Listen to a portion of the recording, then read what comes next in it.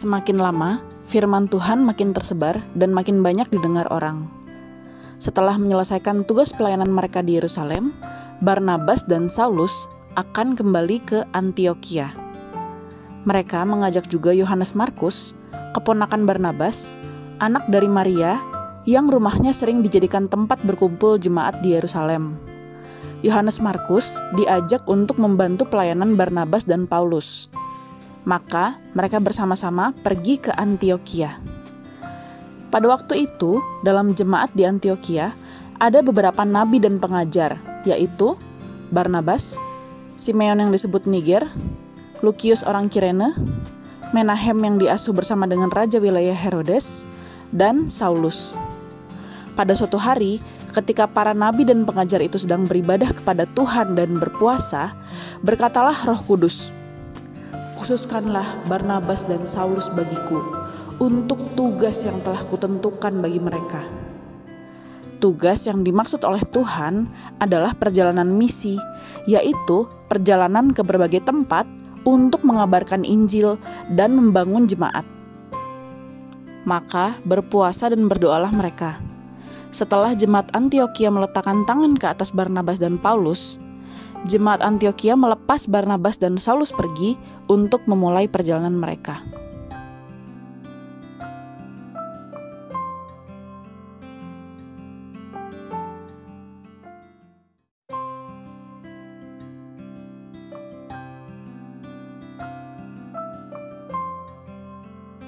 Saulus dan Barnabas memulai perjalanan mereka untuk memberitakan Injil bersama Yohanes Markus yang menyertai untuk membantu pelayanan mereka.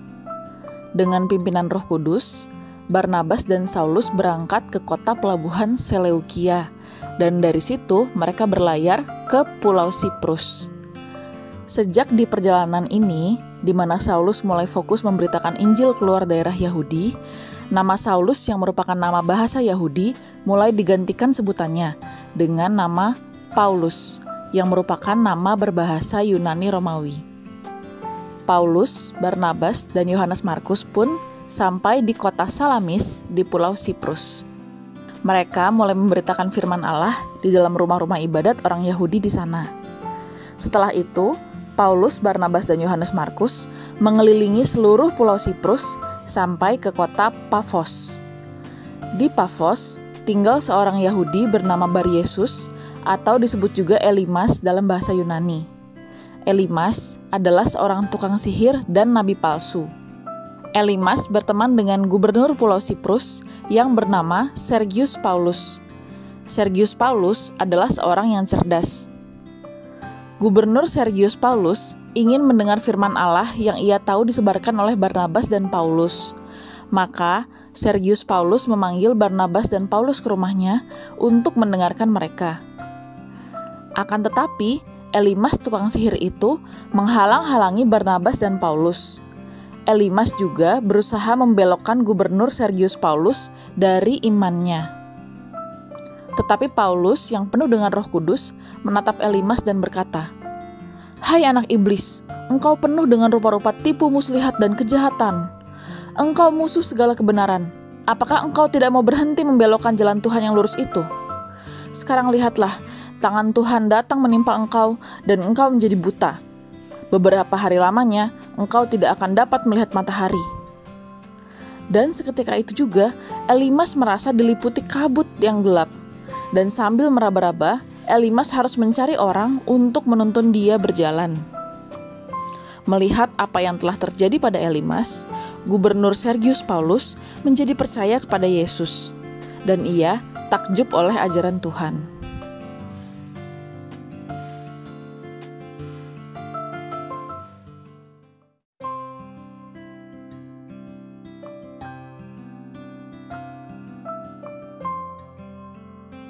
Paulus, Barnabas, dan Yohanes Markus meninggalkan kota Pafos di Pulau Siprus. Mereka berlayar ke Perga di Pamfilia, tetapi Yohanes Markus meninggalkan Paulus dan Barnabas, lalu kembali ke Yerusalem. Dari Perga, Paulus dan Barnabas melanjutkan perjalanan mereka, lalu tiba di kota Antiokhia di Pisidia. Pada hari Sabat, Paulus dan Barnabas pergi ke rumah ibadat, lalu duduk di situ. Setelah selesai pembacaan kitab, pejabat rumah ibadat mempersilakan Paulus dan Barnabas untuk berbicara. Maka bangkitlah Paulus. Paulus pun mulai berkhotbah tentang kisah bangsa Israel sejak keluar dari Mesir, hingga masuk ke tanah Kanaan dan menerima janji akan datangnya juru selamat, yaitu keturunan Raja Daud. Juru selamat itu sudah datang, dan ia adalah Yesus. Tetapi para pemimpin Yahudi di Yerusalem menolak mengakui Yesus, bahkan menjatuhi Yesus hukuman mati, meskipun Yesus tidak bersalah. Tetapi setelah Yesus dikubur, Allah membangkitkan dia dari antara orang mati. Dan selama beberapa waktu, Yesus menampakkan diri kepada para pengikutnya dari Galilea ke Yerusalem. Sekarang, para pengikut Yesus menjadi saksi yang menceritakan kejadian itu kepada orang banyak. Paulus pun berkata, "Saudara-saudara, oleh karena Yesuslah kamu bisa mendapat pengampunan dosa yang tidak dapat kamu peroleh dari hukum Taurat Musa. Karena itu waspadalah, supaya jangan menjadi orang-orang yang tidak percaya dan menghina, karena kamu akan tercengang dan binasa." Ketika Paulus dan Barnabas keluar, mereka diminta untuk berbicara tentang hal itu lagi pada hari Sabat berikutnya. Setelah selesai ibadah, banyak orang Yahudi dan penganut-penganut agama Yahudi yang takut akan Allah dan percaya mengikuti Paulus dan Barnabas. Kedua rasul itu mengajar mereka dan menasihati supaya mereka tetap hidup dalam kasih karunia Allah. Pada hari Sabat berikutnya, datanglah hampir seluruh kota itu berkumpul untuk mendengar firman Allah. Akan tetapi, ketika orang Yahudi yang tidak percaya melihat orang banyak itu, mereka menjadi iri hati, lalu menghujat dan membantah apa yang dikatakan oleh Paulus. Tetapi dengan berani Paulus dan Barnabas berkata, "Memang firman Allah harus diberitakan lebih dahulu kepada kamu orang Yahudi, tetapi kamu menolaknya. Karena itu, kami berpaling kepada bangsa-bangsa lain. Sebab Allah memerintahkan kami menjadi terang bagi bangsa-bangsa yang tidak mengenal Allah, supaya kami membawa keselamatan sampai ke ujung bumi." Mendengar itu, bergembiralah semua orang yang bukan Yahudi. Mereka memuliakan firman Tuhan dan menjadi percaya. Lalu firman Tuhan disiarkan di seluruh daerah itu. Orang-orang Yahudi yang tidak percaya itu pun menghasut perempuan-perempuan terkemuka yang takut akan Allah dan pembesar-pembesar di kota itu. Dan mereka menimbulkan penganiayaan atas Paulus dan Barnabas dan mengusir mereka dari daerah itu. Akan tetapi, Paulus dan Barnabas mengebaskan debu kaki mereka sebagai peringatan bagi orang-orang itu. Lalu mereka pergi ke kota Ikonium.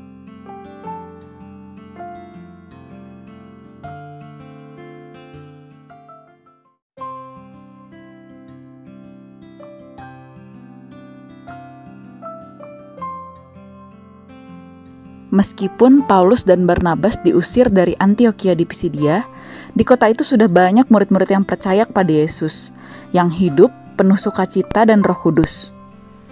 Dari sana, mereka berangkat ke Ikonium. Sesampainya di Ikonium, Paulus dan Barnabas masuk ke rumah ibadat orang Yahudi dan mengajar di sana, sehingga sejumlah besar orang Yahudi dan Yunani menjadi percaya kepada Yesus. Tetapi, orang-orang Yahudi di Ikonium yang menolak pemberitaan Paulus dan Barnabas memanaskan hati orang-orang yang tidak mengenal Allah dan membuat mereka tidak suka kepada Paulus dan Barnabas. Paulus dan Barnabas tinggal beberapa waktu lamanya di Ikonium. Mereka mengajar dengan berani. Karena Paulus dan Barnabas percaya kepada Tuhan, Tuhan menguatkan pengajaran Paulus dan Barnabas dengan mengaruniakan kepada mereka kuasa untuk mengadakan tanda-tanda dan mujizat-mujizat. Orang banyak di Ikonium pun terbelah menjadi dua. Ada yang memihak kepada orang Yahudi yang menolak Injil, dan ada pula yang memihak kepada Paulus dan Barnabas. Maka, mulailah orang-orang yang tidak mengenal Allah dan orang-orang Yahudi yang menolak Injil bersama-sama dengan pemimpin-pemimpin mereka menimbulkan suatu gerakan dan berencana untuk menyiksa dan melempari Paulus dan Barnabas dengan batu. Setelah Paulus dan Barnabas mengetahuinya, menyingkirlah mereka dan pergi ke kota Listra.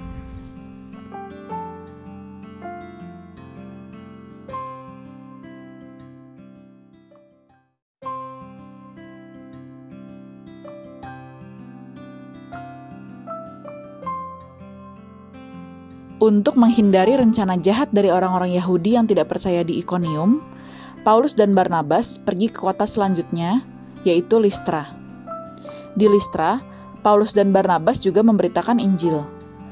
Ketika Paulus sedang berbicara, ada salah seorang di kota Listra yang lumpuh sejak lahir dan belum pernah dapat berjalan, juga ikut mendengarkan. Paulus menatap orang lumpuh itu dan melihat bahwa ia beriman dan dapat disembuhkan. Lalu kata Paulus dengan suara nyaring, "Berdirilah tegak di atas kakimu." Dan seketika itu juga, orang lumpuh itu melonjak berdiri, lalu berjalan kian kemari.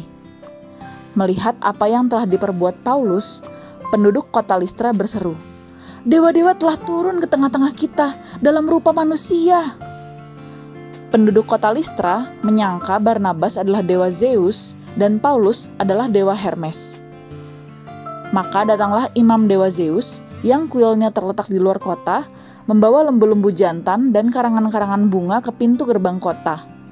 Imam itu bersama dengan orang banyak berniat mempersembahkan korban kepada Paulus dan Barnabas yang mereka anggap sebagai dewa. Mendengar itu, Barnabas dan Paulus mengoyakkan pakaian mereka, lalu terjun ke tengah-tengah orang banyak itu sambil berseru, "Hai kamu sekalian, mengapa kamu berbuat demikian? Kami ini adalah manusia biasa, sama seperti kamu. Kami ada di sini untuk memberitakan Injil kepada kamu, supaya kamu meninggalkan perbuatan sia-sia ini dan berbalik kepada Allah yang hidup, yang telah menjadikan langit dan bumi, laut, dan segala isinya." Memang zaman dulu, Allah membiarkan semua bangsa menuruti jalannya masing-masing. Namun, ia sebenarnya telah menyatakan dirinya dengan berbagai-bagai kebajikan, yaitu dengan menurunkan hujan dari langit dan dengan memberikan musim-musim subur bagi kamu. Walaupun Paulus dan Barnabas berkata demikian, mereka hampir tidak dapat mencegah orang banyak yang ingin mempersembahkan korban kepada mereka. Tetapi, datanglah orang-orang Yahudi yang menolak pemberitaan Injil dari kota-kota sebelumnya, yaitu Antiokhia di Pisidia dan Ikonium. Mereka menyusul Paulus dan Barnabas ke kota Listra. Orang-orang Yahudi yang datang itu membujuk orang banyak di Listra supaya memihak mereka. Maka orang-orang Yahudi dan orang banyak itu melempari Paulus dengan batu. Karena mereka mengira Paulus sudah mati, mereka menyeretnya keluar kota. Akan tetapi ketika murid-murid Yesus di tempat itu berdiri mengelilingi Paulus, tiba-tiba Paulus bangun, lalu masuk ke dalam kota. Keesokan harinya, berangkatlah Paulus dan Barnabas ke kota selanjutnya, yaitu Derbe. Paulus dan Barnabas memberitakan Injil di kota Derbe, dan di sana mereka memperoleh banyak murid yang percaya pada Yesus.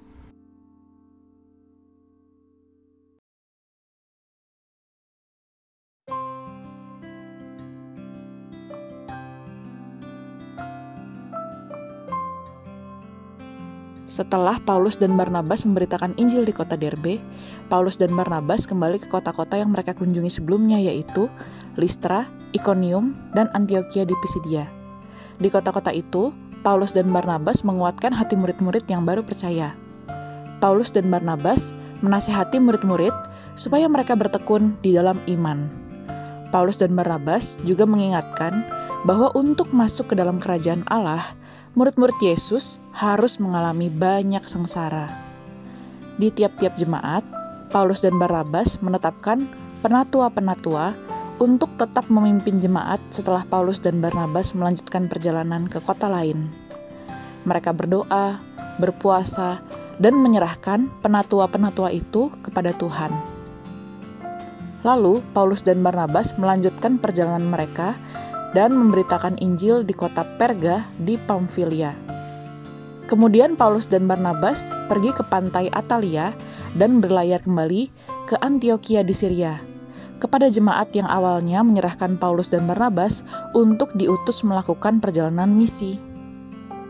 Setibanya di Antiokhia di Syria, Paulus dan Barnabas menceritakan pekerjaan Allah dalam perjalanan mereka, dan bahwa Allah telah membuka pintu bagi bangsa-bangsa lain selain Yahudi juga kepada iman. Paulus dan Barnabas tinggal bersama jemaat Antiokhia di Syria selama beberapa waktu lamanya.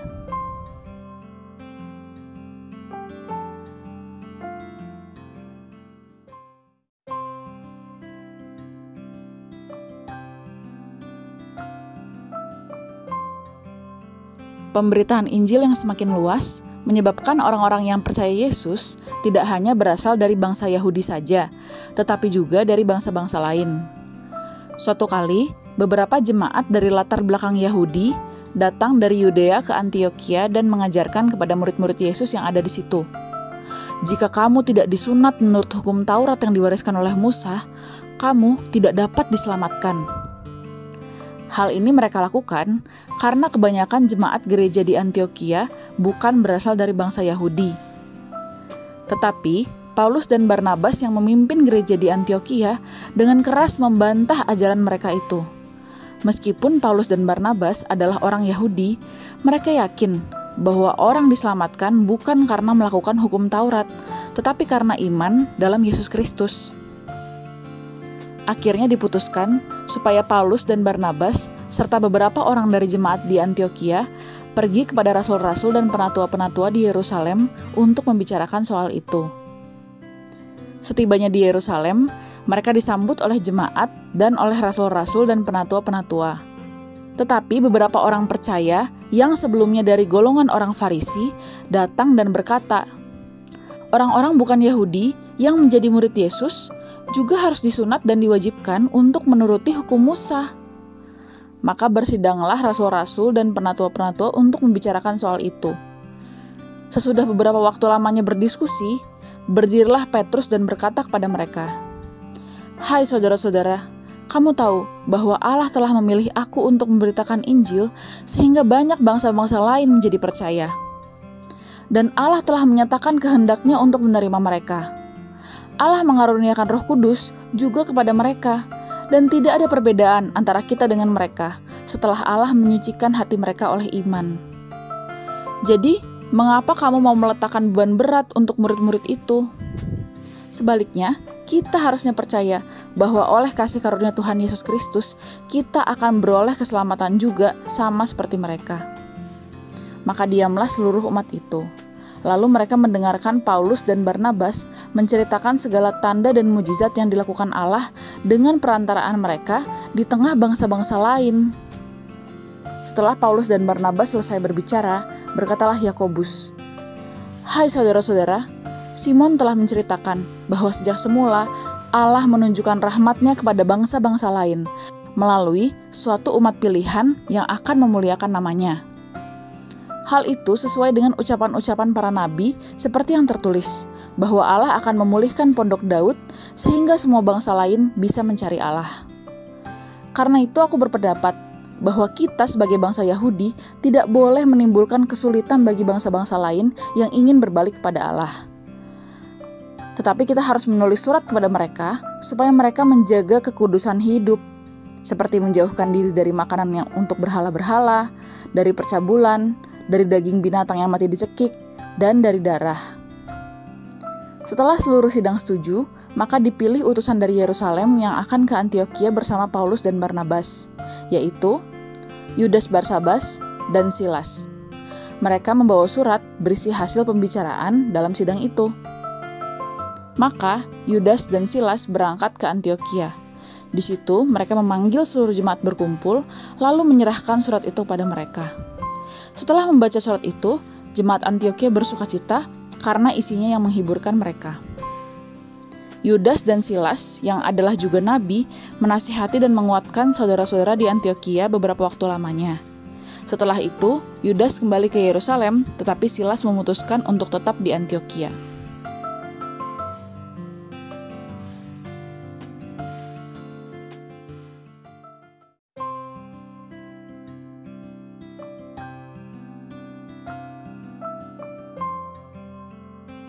Paulus dan Barnabas tinggal beberapa waktu lamanya di Antiokhia. Mereka bersama dengan banyak orang lain mengajar dan memberitakan firman Tuhan. Tetapi beberapa waktu kemudian, Paulus berkata kepada Barnabas bahwa ia ingin kembali kepada jemaat yang sudah dibangun di setiap kota di mana mereka telah memberitakan firman Tuhan sebelumnya, atau pada perjalanan misi yang pertama. Paulus ingin melihat bagaimana keadaan mereka saat ini. Barnabas setuju untuk pergi, tetapi Barnabas ingin membawa juga Yohanes Markus. Mendengar itu, Paulus dengan tegas berkata bahwa tidak baik membawa Yohanes Markus, karena ia telah meninggalkan Paulus dan Barnabas di Pamfilia dan tidak mau bekerja bersama-sama dengan mereka. Hal itu menimbulkan perselisihan yang tajam di antara Paulus dan Barnabas. Akhirnya, mereka memutuskan melakukan perjalanan terpisah. Barnabas membawa Yohanes Markus dan berlayar ke Siprus. Tetapi Paulus memilih Silas. Sesudah Paulus dan Silas diserahkan oleh jemaat kepada kasih karunia Tuhan, berangkatlah mereka mengelilingi wilayah Syria dan Kilikia sambil meneguhkan jemaat-jemaat di situ.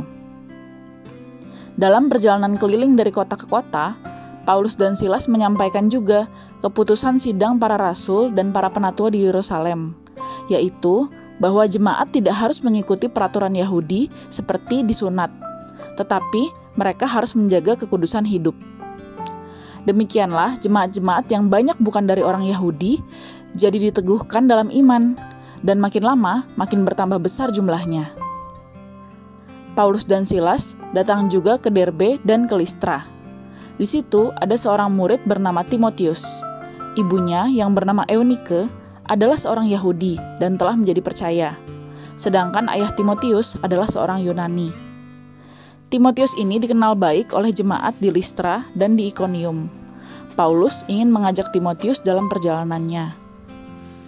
Paulus menyuruh Timotius disunat untuk menghindari pandangan buruk dari orang-orang Yahudi di daerah itu, karena semua orang tahu ayahnya orang Yunani. Maka ikutlah Timotius juga dalam perjalanan Paulus.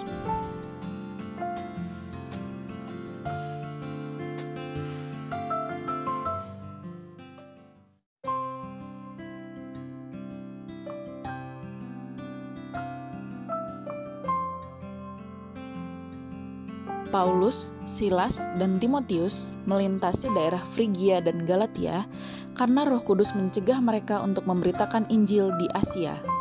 Dan setibanya di daerah Misia, mereka mencoba masuk ke daerah Bitinia, tetapi Roh Yesus tidak mengizinkan mereka. Setelah melintasi Misia, Paulus dan teman-temannya sampai di kota Troas. Pada malam harinya, tampaklah oleh Paulus suatu penglihatan. Ada seorang Makedonia berdiri dan berseru kepada Paulus, katanya, "Menyeberanglah kemari dan tolonglah kami." Setelah Paulus melihat penglihatan itu, segeralah Paulus dan teman-temannya mencari kesempatan untuk berangkat ke daerah Makedonia. Karena dari penglihatan itu mereka tahu bahwa Allah telah memanggil mereka untuk memberitakan Injil kepada orang-orang di sana. Mulai dari situ, seorang tabib bernama Lukas juga bergabung bersama Paulus, Silas, dan Timotius. Maka Paulus dan teman-temannya berangkat dari Troas dan langsung berlayar ke Pulau Samotrake, dan keesokan harinya tibalah mereka di pelabuhan Neapolis, dan dari situ mereka ke kota Filipi. Filipi adalah sebuah kota penting di daerah Makedonia, suatu kota perantauan orang Roma. Di kota itu, Paulus dan teman-temannya tinggal beberapa hari. Pada hari Sabat, Paulus dan teman-temannya pergi keluar pintu gerbang kota. Mereka menyusur tepi sungai dan menemukan tempat sembahyang Yahudi. Setelah duduk, Paulus dan teman-temannya berbicara kepada perempuan-perempuan yang ada berkumpul di situ. Seorang dari perempuan-perempuan itu, yang bernama Lydia, turut mendengarkan. Lydia adalah seorang penjual kain ungu dari kota Tiatira yang beribadah kepada Allah. Tuhan membuka hati Lydia sehingga ia memperhatikan apa yang dikatakan oleh Paulus. Sesudah itu, Lydia dibaptis bersama-sama dengan seisi rumahnya. Lalu, Lydia mengajak Paulus dan teman-temannya menumpang di rumahnya. Katanya, "Jika kamu berpendapat bahwa aku sungguh-sungguh percaya kepada Tuhan, marilah menumpang di rumahku."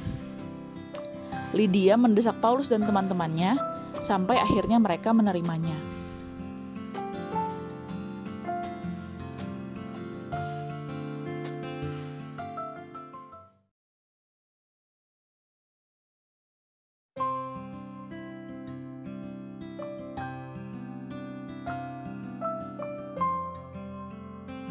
Pada suatu kali, ketika Paulus dan teman-temannya pergi ke tempat sembahyang di Filipi, mereka bertemu dengan seorang hamba perempuan yang mempunyai roh tenung. Roh tenung adalah roh jahat yang membuat seseorang memiliki kemampuan meramal masa depan atau mengetahui sesuatu yang tidak diketahui orang biasa. Selama ini, hamba perempuan itu membuat tuan-tuannya memperoleh penghasilan besar dengan kemampuan meramalnya itu. Hamba perempuan itu mengikuti Paulus dan teman-temannya dari belakang sambil berteriak, "Orang-orang ini adalah hamba Allah yang Maha Tinggi. Mereka memberitakan kepadamu jalan kepada keselamatan." Hal itu dilakukan hamba perempuan itu beberapa hari lamanya, hingga akhirnya Paulus merasa terganggu. Maka Paulus berpaling dan berkata kepada roh tenung yang ada pada hamba perempuan itu, "Demi nama Yesus Kristus, aku menyuruh engkau keluar dari perempuan ini." Seketika itu juga keluarlah roh tenung dari tubuh hamba perempuan itu, dan hamba itu menjadi orang biasa yang tidak bisa lagi meramal. Ketika tuan-tuan perempuan itu melihat bahwa mereka tidak bisa lagi mendapat penghasilan dari ramalan hamba perempuan itu, mereka menangkap Paulus dan Silas lalu menyeret mereka ke pasar. Paulus dan Silas dibawa menghadap pembesar-pembesar kota Filipi.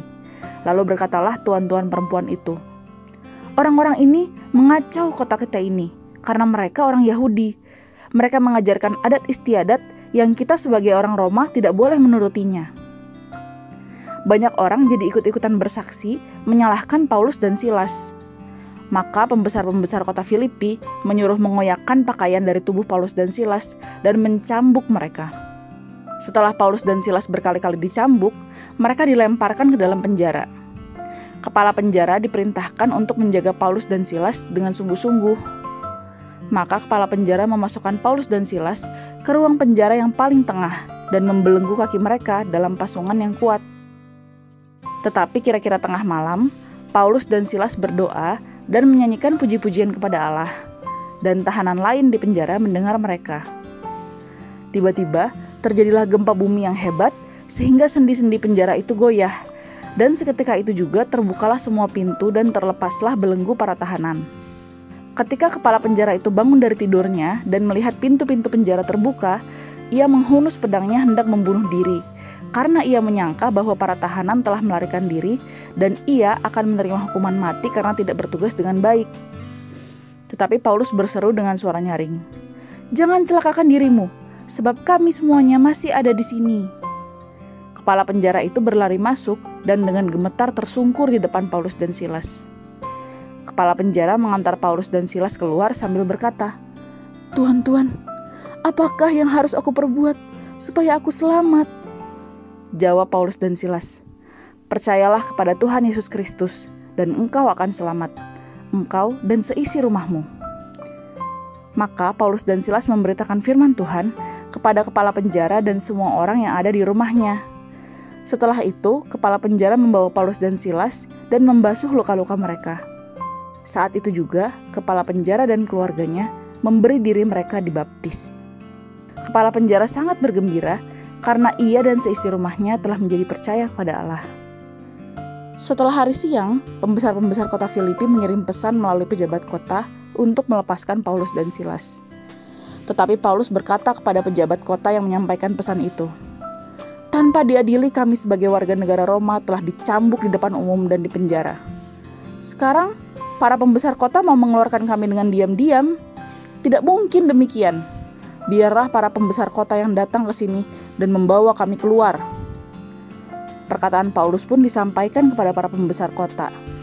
Mengetahui bahwa Paulus dan Silas adalah warga negara Roma, mereka menjadi takut, lalu datang meminta maaf kepada Paulus dan Silas. Para pembesar kota Filipi membawa Paulus dan Silas keluar penjara dan memohon supaya mereka meninggalkan kota itu. Maka Paulus dan Silas meninggalkan penjara itu dan pergi ke rumah Lydia. Paulus dan Silas bertemu dengan jemaat di Filipi dan menguatkan mereka. Setelah itu, Paulus dan Silas berangkat dari kota Filipi.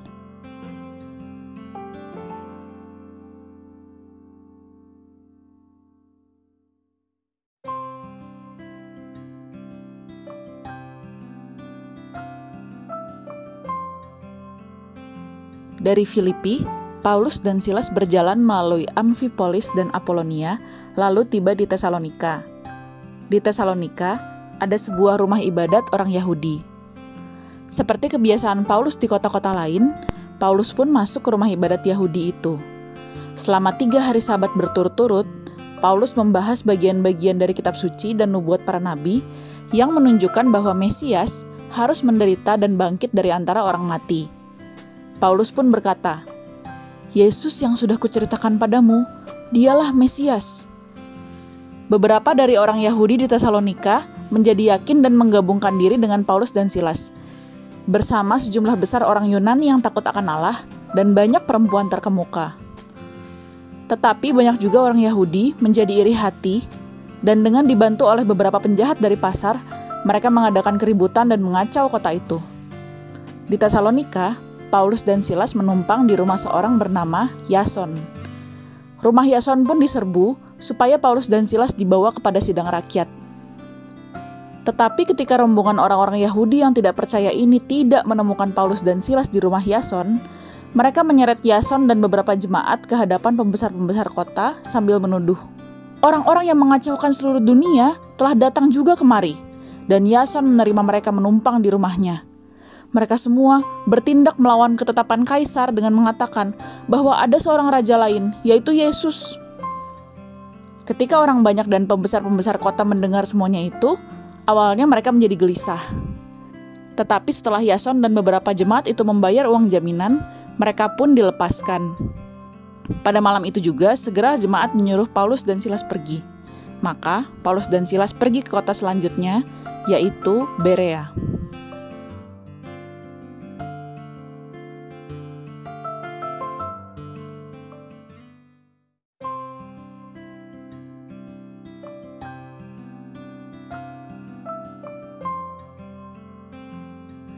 Untuk menghindari keributan di Tesalonika yang disebabkan oleh orang-orang Yahudi yang menolak Injil, Paulus disuruh oleh jemaat Tesalonika pergi ke Berea. Sesampainya di Berea, Paulus pergi ke rumah ibadat orang Yahudi. Orang-orang Yahudi di Berea lebih baik hatinya daripada orang-orang Yahudi di Tesalonika. Orang-orang Yahudi di Berea menerima firman yang disampaikan Paulus dengan segala kerelaan hati, dan setiap hari mereka menyelidiki kitab suci untuk mengetahui apakah Injil yang disampaikan Paulus itu benar sesuai kitab suci. Banyak di antara orang-orang di Berea yang menjadi percaya, juga tidak sedikit perempuan-perempuan terkemuka dan laki-laki Yunani. Tetapi kemudian orang-orang Yahudi di Tesalonika mendengar bahwa di Berea juga telah diberitakan firman Allah oleh Paulus. Maka orang-orang Yahudi di Tesalonika datang ke Berea untuk menghasut dan menggelisahkan hati orang-orang Berea. Mengetahui hal itu, jemaat di Berea menyuruh Paulus segera berangkat menuju ke pantai laut, meninggalkan Berea. Tetapi Silas dan Timotius masih tinggal di Berea bersama jemaat. Beberapa jemaat Berea menemani Paulus sampai kota Athena. Setelah Paulus sampai Athena, orang-orang yang menemani Paulus itu kembali ke Berea dan menyampaikan pesan Paulus untuk Silas dan Timotius, supaya Silas dan Timotius segera menyusul Paulus.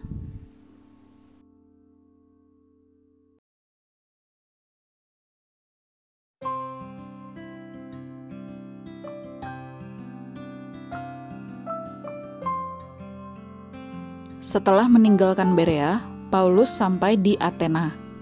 Athena adalah kota yang luar biasa sebagai pusat budaya, filsafat, dan pendidikan Yunani. Penduduk Athena juga terkenal menyembah banyak dewa.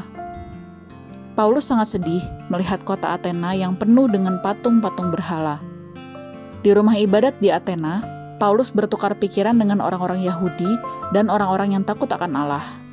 Selain di rumah ibadat Yahudi, Paulus juga berdiskusi di tempat umum setiap hari dengan orang-orang yang dijumpainya di situ. Paulus memberitakan Injil tentang Yesus dan kebangkitannya, dan didengar juga oleh orang-orang pintar dari golongan filsafat Epikuros dan Stoa yang terkemuka saat itu. Orang-orang itu menganggap Paulus memberitakan ajaran dewa asing yang baru lagi, sehingga mereka ingin Paulus berbicara di sidang Areopagus. Areopagus adalah tempat orang-orang Athena yang terpelajar untuk berkumpul membahas gagasan, persoalan, atau memutuskan suatu perkara. Maka Paulus pergi dan berdiri di atas Areopagus lalu berkata, "Hai orang-orang Athena, aku lihat bahwa kamu beribadah kepada dewa-dewa. Ketika aku berjalan-jalan, aku melihat orang-orang kota ini mempersembahkan korban di mezbah yang bertuliskan, kepada Allah yang tidak dikenal. Dan sekarang Allah itulah yang akan kuberitakan kepada kamu. Allah yang telah menjadikan bumi dan segala isinya tidak diam dalam kuil-kuil buatan tangan manusia, dan juga tidak dilayani oleh tangan manusia. Allah menciptakan umat manusia untuk mendiami seluruh muka bumi dan mengatur hidup mereka supaya mereka mencari Allah. Sebab kita hidup di dalam Allah dan adalah keturunan Allah, kita tidak boleh menganggap bahwa Allah adalah seperti emas, perak, atau batu yang dibuat manusia, seperti anggapan orang-orang pada zaman kebodohan. Sekarang Allah memberitakan bahwa manusia harus bertobat, karena Allah telah menetapkan suatu hari pada waktu dunia akan dihakimi dengan adil oleh seorang yang telah ditentukannya. Allah telah memberi bukti, yaitu Dia yang akan menghakimi dunia ini telah dibangkitkan Allah dari antara orang mati. Ketika orang-orang Athena mendengar Paulus bicara tentang kebangkitan orang mati, maka ada yang mengejek dan ada juga yang berkata, "Lain kali saja kami mendengar engkau berbicara tentang hal itu." Lalu Paulus pergi meninggalkan mereka. Tetapi beberapa orang ada yang menjadi percaya dan bergabung dengan Paulus. Di antara mereka ada Dionysius, anggota majelis Areopagus, seorang perempuan bernama Damaris, dan juga orang-orang lainnya.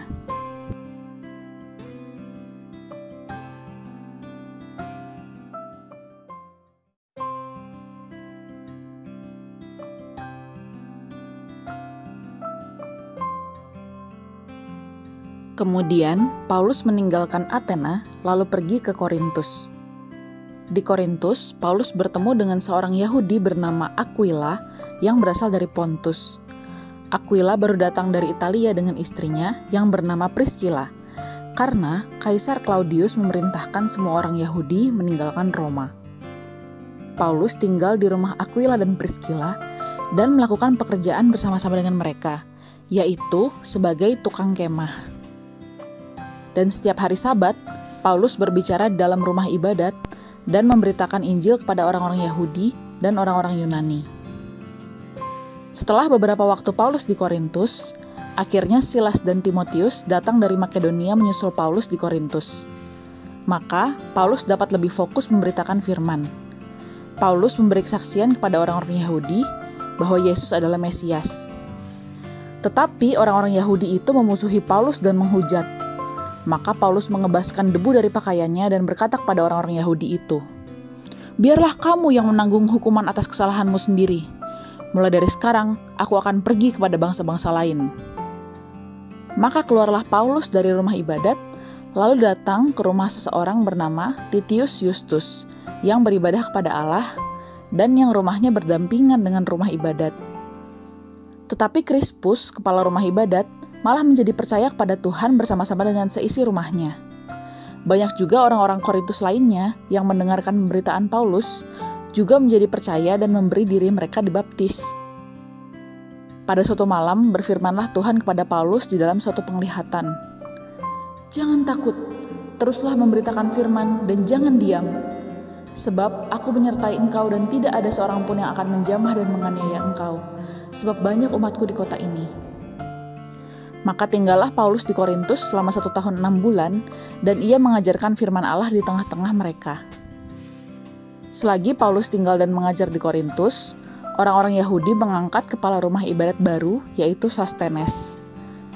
Gubernur provinsi Akaya pun berganti menjadi Galio. Maka orang-orang Yahudi yang menentang Injil bangkit bersama-sama melawan Paulus, lalu membawa dia ke depan pengadilan. Kata mereka, "Ia ini berusaha meyakinkan orang untuk beribadah kepada Allah dengan jalan yang bertentangan dengan hukum Taurat."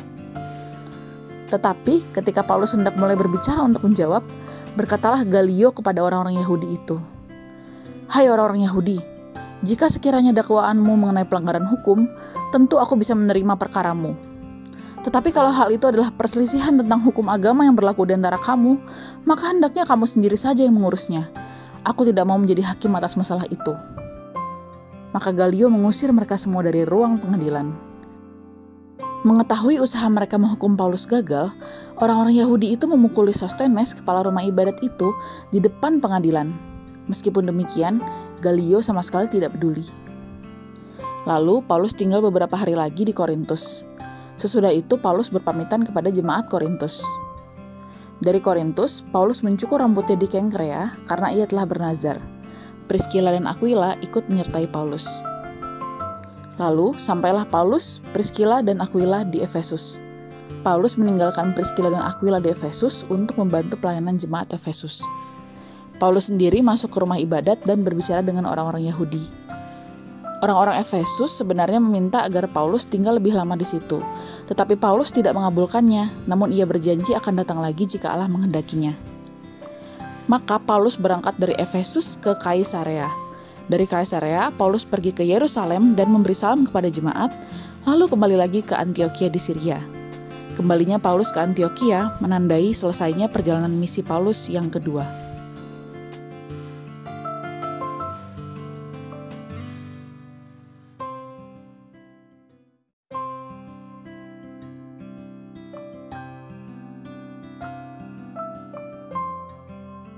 Setelah beberapa hari lamanya Paulus tinggal di Antiokhia di Syria, Paulus berangkat lagi untuk memulai perjalanan misi yang ketiga. Paulus mulai menjelajahi seluruh tanah Galatia dan Frigia untuk meneguhkan hati semua murid di kota-kota yang sudah ia kunjungi pada perjalanan misi yang pertama dan kedua. Sementara Paulus sedang menjelajahi wilayah Galatia dan Frigia dan akan menuju Efesus, ada seorang Yahudi bernama Apolos yang berasal dari Alexandria datang juga ke Efesus. Sebelumnya, Aquila dan Priskila telah ditinggalkan Paulus di Efesus untuk melayani di sana. Apolos sangat pintar berbicara dan sangat menguasai soal-soal kitab suci. Apolos juga telah menerima pengajaran dalam jalan Tuhan. Dengan bersemangat dan berani, Apolos mengajar tentang Yesus di rumah ibadat. Tetapi dalam pengajarannya, Apolos hanya mengetahui baptisan Yohanes dan belum mengetahui tentang baptisan Roh Kudus. Setelah Priskila dan Aquila mendengar pengajaran Apolos, mereka membawa Apolos ke rumah mereka dan dengan teliti menjelaskan jalan Allah kepada Apolos, termasuk tentang baptisan Roh Kudus. Setelah itu, Apolos bermaksud menyeberang ke Akaya untuk mengajar di sana juga. Maka jemaat di Efesus mengirim surat kepada murid-murid di wilayah Akaya supaya mereka menyambut Apolos. Setibanya di Akaya, oleh kasih karunia Allah, Apolos menjadi seorang yang sangat berguna bagi orang-orang yang percaya. Sebab Apolos dengan gigih membantah orang-orang Yahudi di muka umum dan membuktikan dari kitab suci bahwa Yesus adalah Mesias.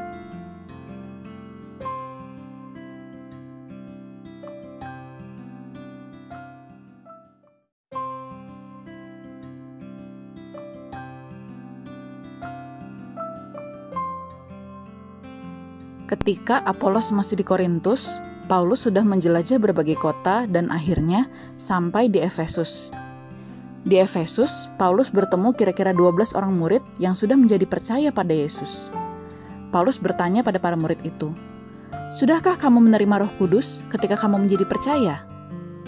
Jawab para murid itu, "Belum, bahkan kami belum pernah mendengar bahwa ada Roh Kudus." Paulus bertanya lagi, "Kalau begitu, dengan baptisan manakah kamu telah dibaptis?" Jawab para murid itu, "Dengan baptisan Yohanes." Maka Paulus menjelaskan pada para murid itu, baptisan Yohanes adalah pembaptisan orang yang telah bertobat. Tetapi Yohanes sendiri juga berkata bahwa orang-orang harus percaya kepada Yesus yang datang kemudian. Ketika mendengar hal itu, beberapa murid di Efesus itu pun memberi diri mereka dibaptis dalam nama Tuhan Yesus. Dan ketika Paulus menumpangkan tangan di atas mereka, turunlah Roh Kudus ke atas mereka, dan mulailah mereka berkata-kata dalam bahasa roh dan bernubuat. Selama 3 bulan, Paulus mengunjungi rumah ibadat di Efesus dan mengajar dengan berani. Paulus memberitakan Injil dan berusaha meyakinkan orang-orang di Efesus tentang kerajaan Allah. Tetapi, ada beberapa orang yang keras hatinya. Mereka menolak bahkan mengejek jalan Tuhan di depan orang banyak. Karena itu, Paulus meninggalkan orang-orang yang menolak Injil. Paulus memisahkan murid-muridnya dan setiap hari berbicara di ruang kuliah Tiranus. Hal ini dilakukan Paulus 2 tahun lamanya, sehingga semua penduduk wilayah Asia mendengar firman Tuhan, baik orang Yahudi maupun orang Yunani. Melalui Paulus, Allah mengadakan mujizat-mujizat yang luar biasa. Bahkan, Ketika sapu tangan atau kain yang pernah dipakai Paulus diletakkan atas orang-orang sakit, hilanglah penyakit mereka dan keluarlah roh-roh jahat. Sementara itu, beberapa orang Yahudi yang biasa berkeliling mengusir roh jahat, mencoba mengusir roh jahat menggunakan nama Yesus. Mereka berseru pada roh jahat itu, "Aku mengusir kamu demi nama Yesus yang diberitakan oleh Paulus." 7 orang anak imam kepala Yahudi yang bernama Skewa yang melakukan hal ini. Tetapi suatu kali roh jahat itu menjawab, "Yesus aku kenal dan Paulus aku tahu, tetapi kamu, siapakah kamu?" Lalu orang yang dirasuk roh jahat itu melompat dan menyerang mereka sehingga mereka lari keluar rumah dengan telanjang dan luka-luka. Ketika hal ini diketahui oleh seluruh penduduk Efesus, baik orang Yahudi maupun orang Yunani, ketakutanlah mereka semua dan nama Tuhan Yesus makin disegani. Banyak orang yang telah menjadi percaya kepada Yesus mengakui di muka umum perbuatan-perbuatan jahat yang mereka dulu lakukan. Mereka yang pernah melakukan sihir, mengumpulkan kitab-kitab sihir mereka lalu membakarnya di depan semua orang. Nilai kitab-kitab yang dibakar itu kira-kira sampai 50.000 uang perak. Dengan jalan ini, makin tersiarlah firman Tuhan dan makin berkuasa.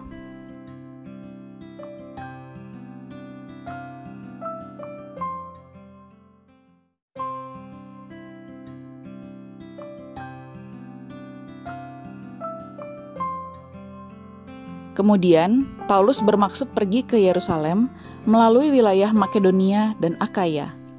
Dan sesudah itu, Paulus juga berencana untuk pergi ke Roma. Lalu Paulus menyuruh 2 orang temannya, yaitu Timotius dan Erastus, untuk mendahului Paulus ke Makedonia. Tetapi Paulus sendiri tinggal beberapa lama lagi di wilayah Asia. Kira-kira pada waktu itu timbul kekacauan besar di kota Efesus mengenai jalan Tuhan, karena seorang yang bernama Demetrius. Demetrius adalah seorang tukang perak yang membuat kuil-kuil Dewi Artemis dari perak. Dari usaha itu, ia dan tukang-tukangnya mendapat penghasilan yang besar.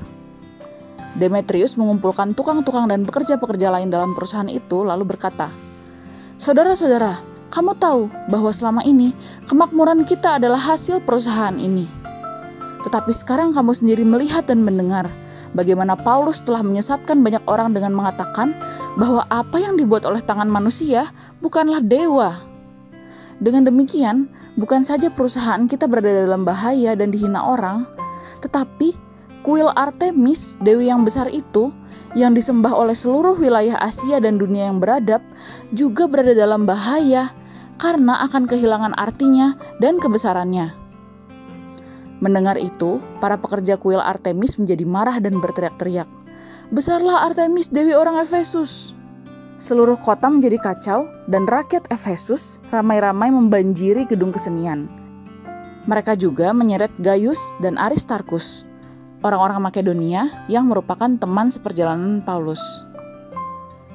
Paulus ingin pergi ke tengah-tengah rakyat yang membuat kekacauan itu, tetapi murid-muridnya tidak mengizinkannya. Juga beberapa pembesar wilayah Asia yang bersahabat dengan Paulus mengirim peringatan kepada Paulus untuk jangan masuk ke gedung kesenian itu. Sementara itu, orang-orang yang berkumpul di dalam gedung kesenian itu berteriak-teriak, tetapi suasananya kacau balau, karena kebanyakan dari mereka bahkan tidak tahu untuk apa mereka berkumpul. Lalu seorang bernama Alexander didorong ke depan oleh orang-orang Yahudi untuk mewakili rakyat dan menjelaskan apa yang terjadi. Ia memberi isyarat agar orang-orang diam dan ia mencoba bicara. Tetapi ketika rakyat sadar bahwa Alexander adalah orang Yahudi, berteriaklah rakyat lagi kira-kira 2 jam lamanya, "Besarlah Artemis, dewi orang Efesus!" Akan tetapi, panitera kota Efesus datang dan menenangkan orang banyak itu dan berkata, "Hai orang Efesus, semua orang tahu bahwa kota Efesus adalah pelindung kuil Dewi Artemis yang maha besar, yang gambarnya turun dari langit. Karena itu, hendaklah kamu tenang dan janganlah terburu-buru bertindak. Sebab sekarang kamu telah membawa orang-orang ini ke sini, walaupun mereka tidak mencuri apapun dari kuil Dewi kita dan tidak menghujat namanya sama sekali. Jadi, jika Demetrius dan tukang-tukangnya punya pengaduan terhadap seseorang, bukankah ada sidang-sidang pengadilan dan ada gubernur yang bisa mengadili? Dan jika ada protes mengenai hal lain, baiklah protes itu diselesaikan dalam sidang rakyat yang sah. Sebab kalau seperti ini, kita berada dalam bahaya dan bisa dituduh menimbulkan huru-hara dan pemberontakan oleh pemerintahan Roma. Karena tidak ada alasan yang jelas dari kekacauan hari ini. Dan dengan kata-kata dari panitera Efesus itu, kumpulan rakyat yang mengacau itu pun bubar.